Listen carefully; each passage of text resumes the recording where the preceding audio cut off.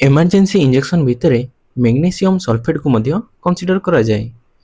जदि आमे तार रूट कथा कहिबा ताने आईएम बा आईवी रूट द्वारा आमे दे परिया, किंतु आईवी रे जदि दिया जाउची ताहले आमे ताकू डाइल्यूट करके दिया जीवो।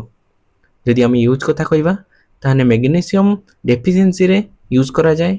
ता सहित गोटे सिनेरियो जदि प्रेग्नेंट लेडी आसुची ओपीडी को तार हिस्ट्री अछि ऑफ कन्वल्सन आउ तार बीपी हाई अछि ता सहित प्रोटीनूरिया रो हिस्ट्री अछि। प्रोटीनूरिया रो माने कहबा जदि ताले यूरिनेशन रे प्रोटीन एक्सक्रेशन होउची। अच्छा एई सब केस सिनेरियो जा जणा पड़ची एक्लेम्सिया केस आ जो एक्लेम्सिया रो ड्रग ऑफ चॉइस होउची मैग्नीशियम सल्फेट। अच्छा मैग्नीशियम सल्फेट जेतेबेले यूज करा जाउची ता तीनटा मॉनिटर तीनटा क्राइटेरिया ऊपर मॉनिटर करा जाए, जेमते कि patellar reflex, respiratory rate and urinary output. एई तीनटा भितरे जदि डिक्रीज होउची ताहले आमे जानिबा मैग्नीशियम सल्फेट रे टॉक्सिसिटी होउची। जदि मैग्नीशियम सल्फेट टॉक्सिसिटी होउची ताहार एंटीडोट होउची कैल्शियम ग्लूकोनेट। किंतु किछि केस जेमिति किडनी पेशेंट रे डोज एडजस्टमेंट करिकी मैग्नीशियम सल्फेट को दिया जाए।